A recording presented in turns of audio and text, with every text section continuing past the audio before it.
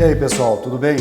No último vídeo nós trabalhamos com a parte de função, o conceito de função de uma forma mais intuitiva, num exemplo um pouco fora do âmbito da matemática, né? Do ambiente matemático. Então era um exemplo das alturas que eu associava alguns alunos com alturas. E estabelecia uma regra para que essa associação entre os dois conjuntos fosse chamada de função.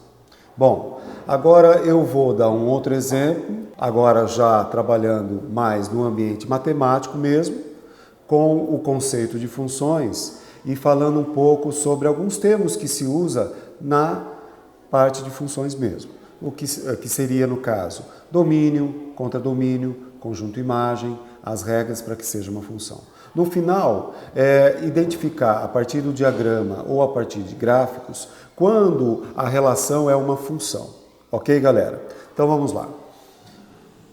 Estudo das funções, considerando a parte 1. Nós vimos no último exemplo que toda função é uma relação entre dois conjuntos previamente estabelecidos. Então temos que deixar bem claro quem é o conjunto de partida e quem é o conjunto de chegada. Utilizando dois conjuntos A e B, a relação entre eles será uma função C. Todos os elementos do primeiro conjunto estiver relacionado, ligado apenas com o elemento do segundo conjunto. Ou seja, cada elemento do conjunto de partida tem que estar associado a um único elemento do conjunto de chegada. Então eu venho com um exemplo agora.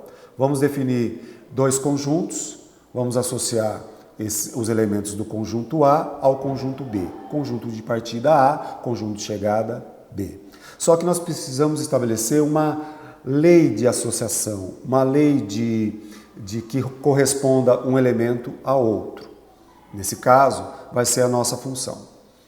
Então, o conjunto A tem 5 elementos, 0, 1, 2, 3, 4, e o conjunto B ele é um pouco mais amplo, que seria meu conjunto de chegada, que é um conjunto onde vai receber as flechas, onde eu vou associar os elementos 0, os números, né, no caso, 0, 1, 2, 3 e 4. Se todo elemento de A está associado a um único elemento de B, então podemos dizer que essa relação é uma função de A em B. Vai de novo o critério, a condição para que seja uma função. Então vamos dar nome para cada elemento que faz parte dessa associação. O conjunto de partida é chamado de conjunto domínio da função. O conjunto que receberá as flechas, onde eu vou associar, é o contradomínio da função. Tá? A nomenclatura você vê pelos slides quais são. DF, domínio, CDF, contradomínio. O conjunto imagem dessa função ela é formada pelos elementos que foram associados. Normalmente esse conjunto imagem é menor ou igual ao contradomínio, nunca maior, evidentemente. Bom, o conjunto imagem da função é um subconjunto de B, que chamaremos aqui pelos slides de B'. Imagem de F é B', então formado pelos elementos 0, 2, 4, 6, 8. Ok. Eu coloco como observação, B' é um subconjunto de B, ou seja, B' está contido em B.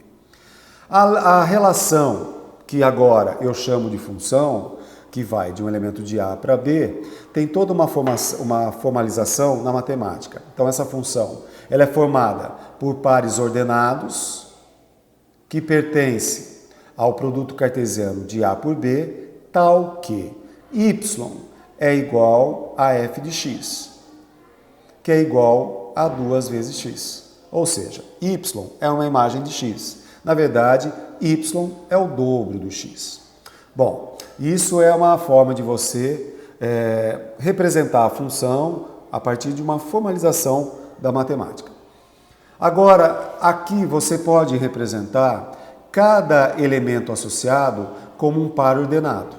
O ponto A tem o valor de x0 e a imagem 0. E eu posso representar dessa forma usando a notação fx. Yf de 0 igual a 0. E assim por diante. O ponto B, x é 1, o y é 2. Y é igual a 2, ou seja, a imagem do 1. E assim por diante. Então, quando você lê uma expressão desse tipo, o que significa é que a imagem de 3 pela minha função f é o 6. Ok? Agora vem uma representação gráfica. Eu vou representar esses pontos no plano. Então veja bem, turma, o ponto A00 é a origem do sistema. Antes de mais nada, vamos determinar quem é x. X pertence a A, que é um elemento do conjunto A, e Y pertence a B. Então x está representado nesse eixo horizontal e o y está representado no eixo vertical. O ponto B tem coordenadas 1 e 2, está representado aqui. O ponto C, 2 e 4. Lembrando que a primeira coordenada é abscissa e a segunda coordenada é chamada de ordenada. Então, D, 3 e 6 e E, 4 e 8. Então, esses pontos eles estão alinhados. A impressão, o que dá vontade de fazer aqui no caso, por exemplo, é de representar a reta, mas essa reta é imaginária. Afinal de contas, turma, eu estou trabalhando só com alguns pontos. Essa reta, ela existe, mas não pode ser representada no nosso caso agora. Bom, a partir do diagrama, nós podemos perceber com as associações feitas a partir das flechas, quando nós temos uma função ou não. Veja bem que aqui todos os elementos do conjunto A estão associados a um único elemento do conjunto B. Não há problema que um elemento em B receba duas flechas. O que eu quero dizer aqui é que dois elementos distintos têm uma única imagem. Isso pode acontecer. Portanto, isso é uma função. Bom, no outro exemplo, eu tenho todos os elementos de A estão associados a um único elemento em B. Pode sobrar elementos no conjunto de chegada? Sim, pode. E esses elementos que foram associados é o conjunto imagem, portanto, é uma função.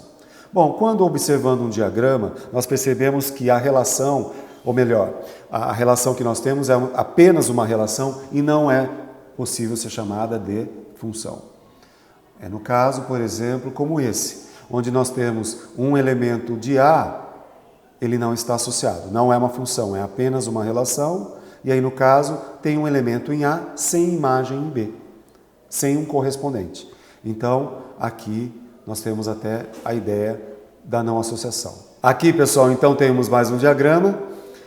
O que não pode acontecer, por exemplo, é ter um elemento estar associado a mais do que um, né? Então, um elemento não pode ter duas imagens. Então, isso não é uma função, um único elemento em A com duas imagens em B. Por isso não é uma função. Então está caracterizado aqui.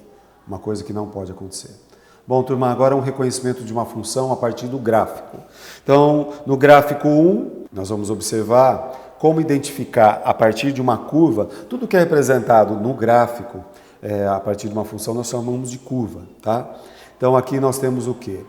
Uma função qualquer, e aí para você identificar quando a curva é uma função, você traça retas verticais que vão interceptar o gráfico em um ou mais do que um ponto.